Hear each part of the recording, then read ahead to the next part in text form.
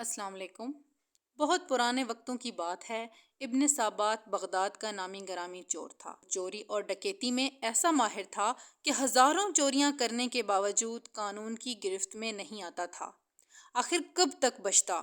ایک دن اسے گرفتار کر ہی لیا گیا اور قانون وقت کے مطابق اس کا ایک ہاتھ کاٹ دیا گیا۔ بعد ازاں اسے جیل بھیج دیا گیا۔ بغداد کے لوگ اس کا ذکر ہاتھ کٹا شیطان کے نام سے کرتے تھے۔ وہ قید بامشقت کاٹ رہا تھا۔ 10 سال قید کاٹنے کے بعد ایک دن وہ جیل سے فرار ہو گیا۔ جیل سے باہر آتے ہی اسے اپنے پیشے یعنی کہ چوری کو از سر نو شروع کرنے کا ارادہ کیا۔ ایک ہاتھ کٹ جانے اور قید و بند کی صعوبتیں اٹھانے کے باوجود اس کے مزاج پر ذرا برابر اثر نہیں ہوا تھا۔ ایک رات وہ اپنی مہم پر نکلا۔ پھرتے پھراتے ایک بڑے سے گھر میں داخل ہوا۔ گھر کے احاطہ کے چاروں طرف کمرے تھے۔ وہ ایک بڑے کمرے میں گیا جہاں کھجور کے پتوں کی چٹائی بچھی ہوئی تھی، جائے نماز، ایک تکیہ اور چند ٹوپیاں رکھی ہوئی۔ دوسری طرف پشمینہ کے چند تھان، شالیں اور کپڑوں کے تھان لاوارسی کی حالت میں پڑے تھے۔ بغداد کے چور نے چادر بچھا کر اس کے اوپر تھان رکھے اور ایک گٹھڑی بنائی۔ اس کو باندھنے کی کوشش کرنے لگا، لیکن ایک ہاتھ نہ ہونے کی وجہ سے اس سے گرہ نہیں لگ رہی تھی۔ وہ ہانپتا ہوا بیٹھ گیا۔ عین اسی وقت ایک ضعیف شخص کمرے میں داخل ہوا۔ سابات کو گٹھڑی بناتا دیکھ کر کہا، بھائی یہ کام تم کسی کی مدد کے بغیر نہیں کر سکتے، میں تمہاری مدد کرتا ہوں۔ سابات نے اسے اپنے ساتھ ملا کر کپڑوں کی 2 گٹھڑیاں بنائیں۔ بڑی گٹھڑی ضعیف شخص نے اپنے سر کے اوپر رکھ لی اور چھوٹی کم وزن گٹھڑی کو سابات کو دے کر کہا کہ تمہارا ہاتھ نہیں ہے، اس لیے تم کم وزن اٹھاؤ اور جہاں کہو گے میں اسے پہنچا دوں گا۔ سابات اپنے ٹھکانے کی طرف چل پڑا۔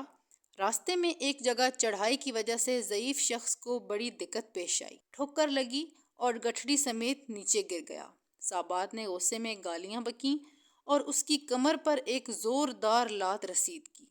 ضعیف شخص جوں توں کھڑا ہوا اور کمزوری کی وجہ سے گرنے کی معافی مانگنے لگا۔ ابن سابات نے طاقت کے زوم میں دوبارہ بڑی گٹھڑی عمر رسیدہ شخص کے سر پر رکھ کر سفر شروع کیا۔ چلتے چلتے وہ ایک کھنڈر میں جا پہنچے جو بغداد کے چور کی پناہ گاہ تھی۔ پھر ابن سابات نے بزرگ سے کہا کہ دیکھو، پہلے چوری کرنے میں پہنچا تھا اور تم بعد میں آئے تھے، لہٰذا یہ تمام چوری کا مال میرا ہوا اور تمہیں مجھ جیسا سردار پورے بغداد میں نہیں مل سکتا، لہٰذا آج سے تم میرے شاگرد ہو۔ بزرگ شخص نے ادب اور احترام سے عرض کیا، بھائی یہ تمام مال تمہیں مبارک ہو، افسوس میں تمہاری کوئی خدمت نہیں کر سکا، بلکہ اپنی کمزوری کی وجہ سے تمہارے لیے پریشانی کا باعث بنا، جس کے لیے معافی مانگتا ہوں اور رخصتی کی اجازت چاہتا ہوں۔ خدا حافظ کہہ کے وہ شہر کی جانب چل پڑا۔ دوسری طرف ابن سابات کے دل و دماغ اور ضمیر کو اپنے ساتھی کے ساتھ حسن سلوک نے جھنجھوڑ کر رکھ دیا اور ضمیر کی خلش نے اسے بے چین کر دیا تھا۔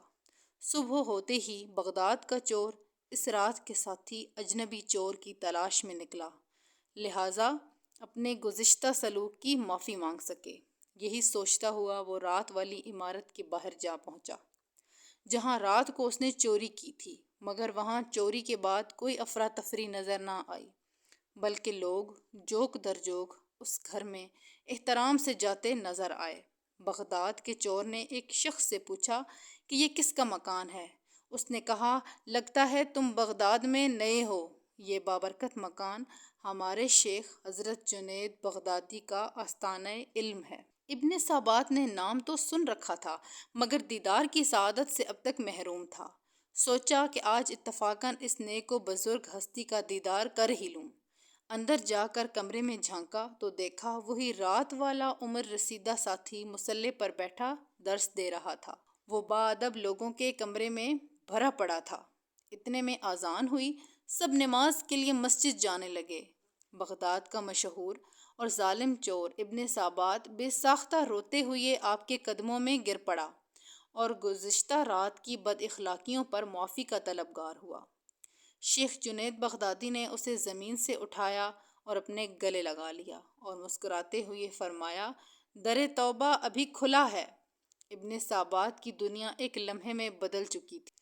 وہ شیخ کے حلقہ واردات میں داخل ہو گیا اور ہاتھ کٹا شیطان سابو بغداد کا شاطر چور شیخ جنید بغدادی کے زیر سایہ عبادت ریاضت میں وہ نام لیا کہ اب اسے بغداد کے لوگ بغداد کے چور کے بجائے شیخ احمد ابن سابات کے نام سے نہایت عزت و احترام سے جانتے تھے۔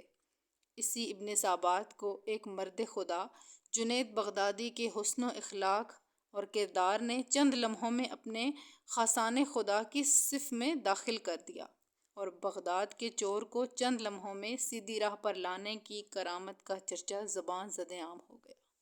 شکریہ۔